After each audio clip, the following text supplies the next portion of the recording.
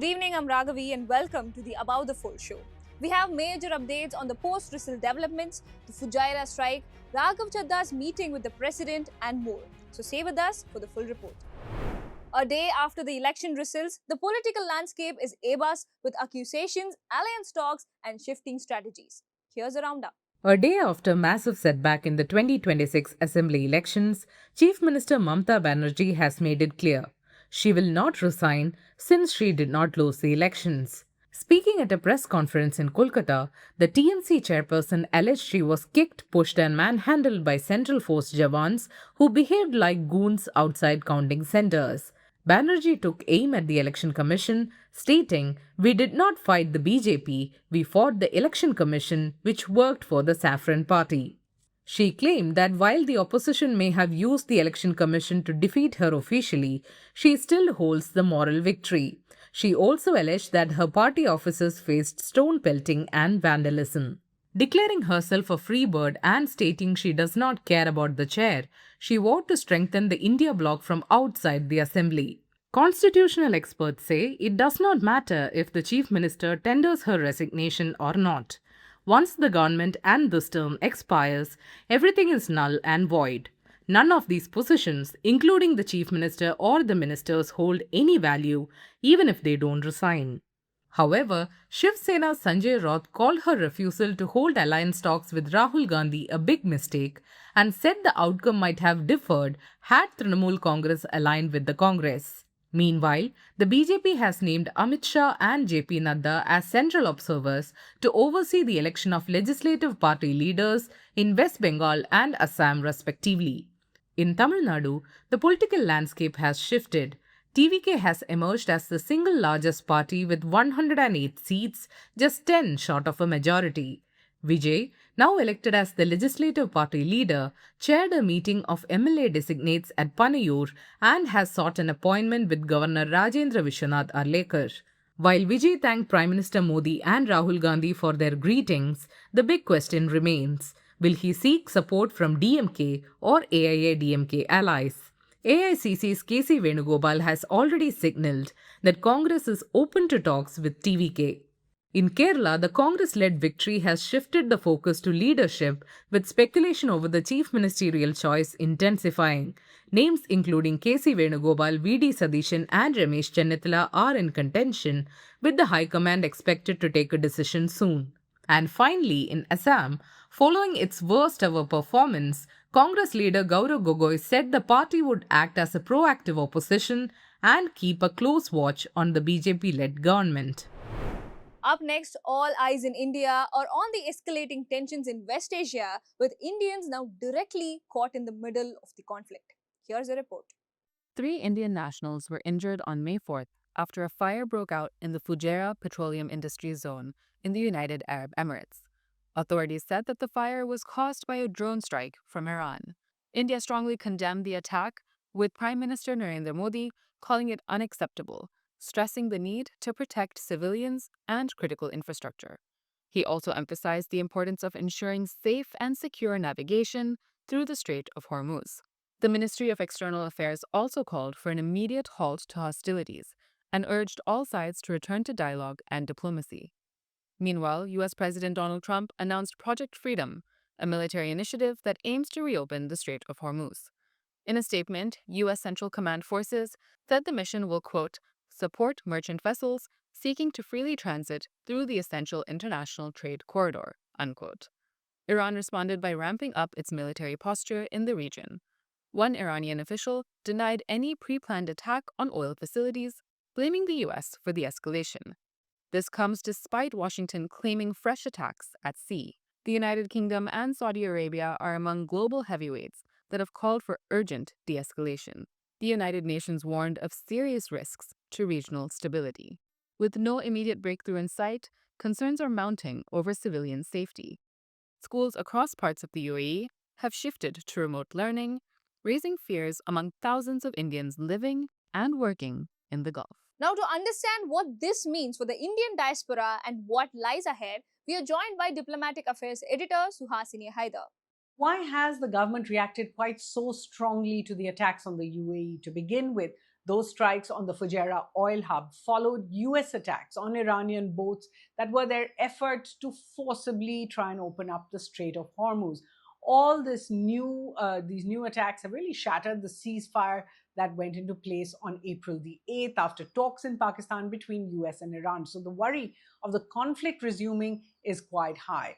The larger concern, of course, is over 10 million Indians that live in the region. The largest number of them live in the UAE. Of course, this community also accounts for up to $50 billion in remittances a year. Now, most of them have remained in place despite the war, but if the conflict resumes and escalates, they may be forced to return. India is already hurting economically from the Hormuz Strait blockades that began in March, with the rupee plunging, oil prices shooting up, and the worry of supply shortages for commodities, especially fertilizers. But the timing is also important. Prime Minister Modi himself is expected to travel to the UAE later this month. That visit could herald a new partnership with the UAE at a time the divisions in the Gulf region are widening between Iran on one side, also between UAE and Saudi Arabia. And that might explain some of the concern. All eyes really on whether India, which has traditionally maintained a balance between its ties between all major powers in the region, is about to pick a side. Moving on, Rajya Sabha MP Raghav, Chadha and 3 other MPs met Draupadi Murmu, submitting a representation alleging harassment after their exit from the Aam Aadmi Party and merger with the BJP. The MPs claimed they were being targeted by the AAP-led Punjab government in what they described as vendetta politics since April 24. Raghav Chadha alleged that former MP and cricketer Harbhajan Singh faced an attack at his residence while industrialist Rajendra Gupta's factory was subjected to disruption of water supply and regulatory scrutiny. He also termed cases against MP Sandeep Pathak as fabricated and warned against the misuse of state machinery, including police and regulatory bodies. He urged officials to act independently and called for an end to what he described as politically motivated action in Punjab. Let's now turn to the Hindu Roundup for some of our exclusive content. In an editorial titled Lost and Found on the 2026 Assembly elections, the piece argues that the verdict across Assam, West Bengal, Tamil Nadu, Kerala and Puducherry signals both expanding reach of the BJP and the volatility of India's electorate. Now, while the BJP consolidated power in Assam and captured West Bengal through long-term political groundwork, voters in Tamil Nadu and Kerala decisively rejected incumbents, opening space for new and revived forces. The editorial highlights the historic rise of C. Joseph Vijay in Tamil Nadu as a break from Dravidian dominance and the Congress-led comeback in Kerala as a restoration of competitive politics. It raises concerns over reported electoral irregularities in West Bengal and warns that the BJP's growing centralizing tendencies could strain India's federal balance. It concludes that while the BJP may feel emboldened, it must act with restraint and the opposition parties, especially the Congress, must regroup to provide a credible counterweight. Tap the card above to watch the editorial on the Hindu Originals YouTube channel. In the latest episode of the In Focus podcast, Smriti Sudesh speaks with Stanley Johnny, International Affairs Editor at The Hindu, on stalled talks between the United States and Iran. The discussion highlights how disagreements over Iran's nuclear program, sanctions relief, and regional role, along with decades of mistrust after the US exit from the 2015 deal, continue to hinder progress. Here's a snippet. So, what's happening with the negotiations? Like, we have seen both Iran and US coming to Islamabad for negotiations. Last time we saw Iranian representatives in Islamabad, they said they don't want a face-to-face talks with the US. So, what's happening with the negotiation? Just look at the dates. April 8th, Trump announced a ceasefire. April 11th, they had the first round of talks in Islamabad. Vice President J.D. Vance himself came to Islamabad. Right. And Mohammad Bagher Ghalibaf, who is the Speaker of the Iranian Parliament. And of course, Foreign Minister Abbas Araghchi and others traveled to Islamabad, and then they met. And they held 21-hour-long talks. But there is no solution. So, which means effectively the diplomatic process is stalled right now. Right? Why there is no solution? Because if you look at Trump's statements, when he announced a ceasefire on April 8th, what he said was that the 10-point Iranian proposal could be a basis for future talks. So Trump was actually saying that he is ready to accept the Iranian proposal, the 10-point proposal, as a framework for future negotiations. Right. And that's why the Iranians accepted the ceasefire. Right. You know, if you look at how the Americans and the Iranians are dealing with diplomacy, I would say that they are playing some kind of a game of chess now. In other news, a cruise ship remains stranded off the coast of West Africa after an outbreak of a rare but potentially deadly virus on board. The vessel, carrying over 100 passengers, reported a cluster of acute respiratory illnesses in late April, prompting an alert to the World Health Organization. Health officials have now confirmed 2 cases of Hantavirus, with 5 more suspected infections.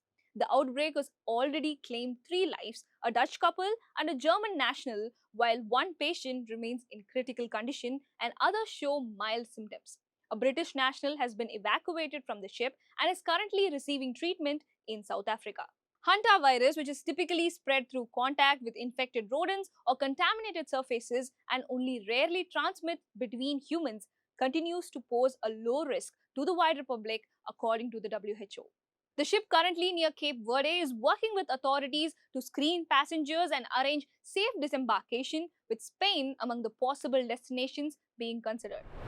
Up next, Indian journalists R.K. Anand and Suparna Sharma won the Pulitzer Prize for their work uncovering cyber fraud and the dangers of digital surveillance. The duo, along with Natalie Obiko Pearson of Bloomberg, won in the illustrated reporting and commentary category.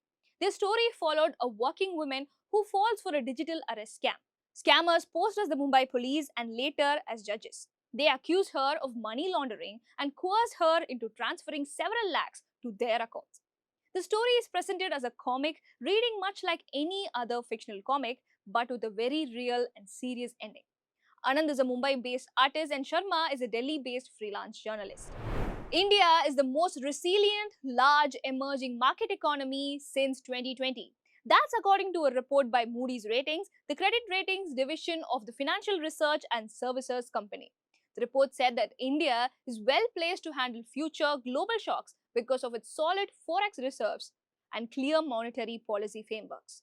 It also said that inflation expectations are well anchored and exchange rates can be adjusted as needed. The report looked at 10 large emerging markets, including Malaysia, Brazil, and South Africa. For decades, the left shaped India's political and ideological landscape, from Kerala to West Bengal and Tripura. But today, for the first time in over 50 years, it is out of power everywhere.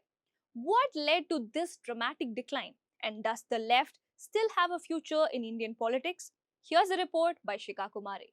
For the first time in over 50 years, India is on the verge of a political moment that once seemed unthinkable. No left government in power, not in Kerala, not in West Bengal, not in Tripura. A movement that once shaped governments, policies, and national debates is now staring at political irrelevance. So what happened? How did the left go from power to near extinction? The latest election trends point to a decisive shift. The Left Democratic Front in Kerala, led by Pinarayi Vijayan, has lost power.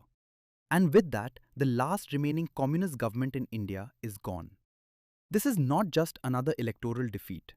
It marks the end of a continuous political presence that dates back decades. Because since the 1970s, at least one Indian state always had a left government, until now. To understand this moment, you have to go back. Back to a time when the left wasn't marginal, it was central. In 1957, Kerala elected the world's first democratically chosen communist government. It was historic, not just for India, but globally. Then came West Bengal. From 1977 to 2011, the left ruled uninterrupted for 34 years, one of the longest political reigns anywhere in the world. In Tripura, the story was similar. Decades of uninterrupted rule, strong cadre, deep grassroots networks. And nationally, the left was not just influential, it was once the principal opposition voice. In 2004, it had nearly 60 MPs in parliament. They weren't just participants, they were power brokers. They supported the UPA government, shaped major welfare policies, and influenced national decision-making. At one point, Jyoti Basu was even in line to become Prime Minister, a moment the party later called a historic blunder for rejecting. But the decline didn't happen overnight. It began slowly and then accelerated. The first big shock came in 2011. In West Bengal, after 34 years, the left was voted out. Mamata Banerjee's rise wasn't just a victory, it was a political reset.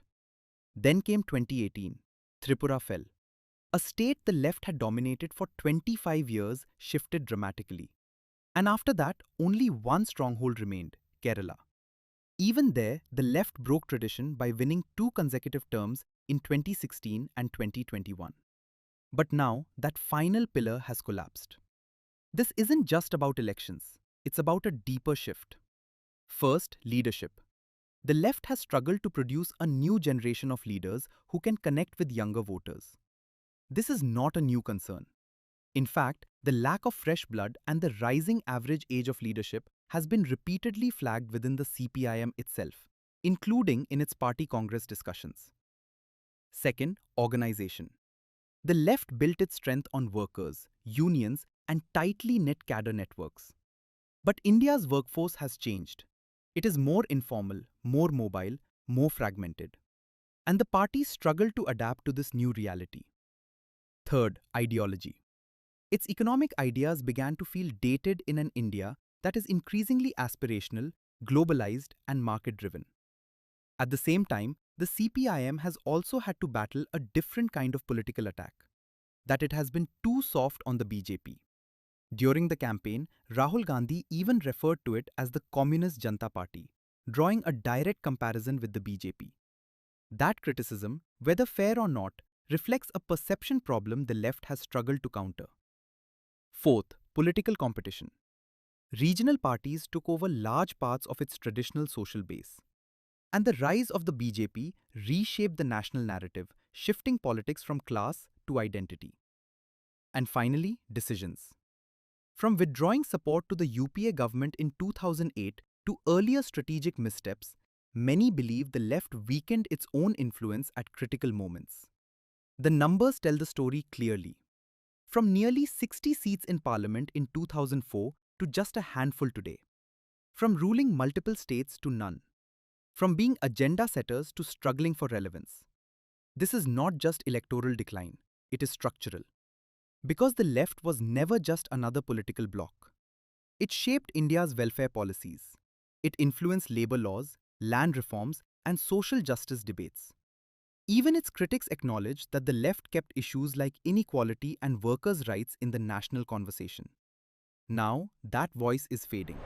And that's it for today. Thank you for watching. Please share your thoughts on today's episode in the comment section. If you found this video useful, don't forget to share it and save the About the Fold playlist so you never miss an update.